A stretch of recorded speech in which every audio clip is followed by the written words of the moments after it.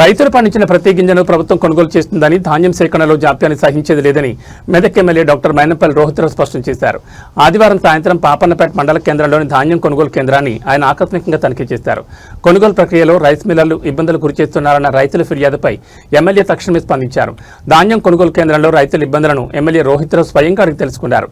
ధాన్యం అన్లోడింగ్ విషయంలో రైస్ మిల్లర్లు కొర్రీలు పెడుతున్నారని రైతులు ఎమ్మెల్యే దృష్టికి తీసుకొచ్చారు. దీంతో ఆయన వెంటనే పలువురు రైస్ మిల్లర్లతో ఫోన్లో మాట్లాడి మిల్లుకు వచ్చిన ధాన్యాన్ని వెంటనే ఖాళీ చేయాలని, రైతులకు ఎలాంటి ఇబ్బందులు కలగకుండా చూడాలని ఆదేశించారు. రైతులు ఎవరూ అధైర్యపడొద్దని, పండించిన ప్రతి చివరి గింజ వరకు ప్రభుత్వం కొనుగోలు చేస్తుందని ఆయన భరోసా ఇచ్చారు. అధికారులు ఎప్పటికప్పుడు కేంద్రాలను పర్యవేక్షించి ప్రక్రియను వేగవంతం చేయాలని సూచించారు. కొనుగోలు కేంద్రాల్లో మౌలిక సదుపాయాలు, రవాణా సౌకర్యాలపై అధికారులతో చర్చించి జాప్యం లేకుండా చూడాలని ఆదేశించారు. ఈ కార్యక్రమంలో ఎమ్మెల్యే వెంట Medak municipal vice chairman Dunthi Naresh Goud, మండల కాంగ్రెస్ నాయకులు మరియు కార్యకర్తలు పెద్ద సంఖ్యలో పాల్గొన్నారు.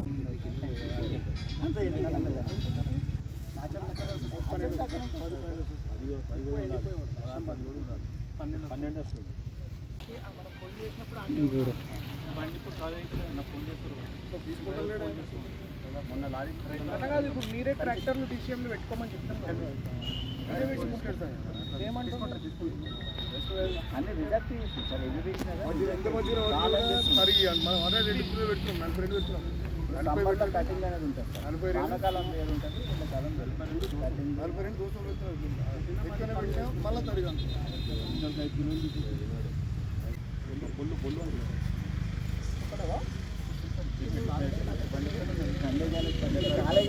ఇప్పుడు వాళ్ళు సొంత ట్రాక్టర్లు డిసిఎంలను తెచ్చి తీసుకుంటారు.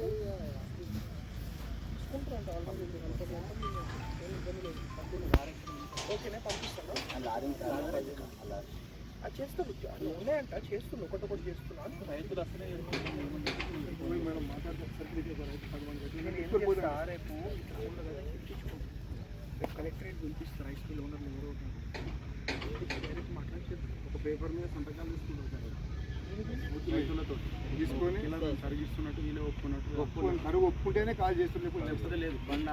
ఈ 42 కాకుండా వాళ్ళు కిలోనో అర్ధ కిలోనో వాళ్ళకి ఇవ్వాలి.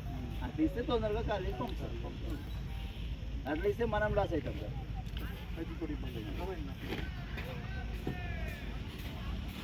మన వీరభద్రలో ముట్టకొన్నారని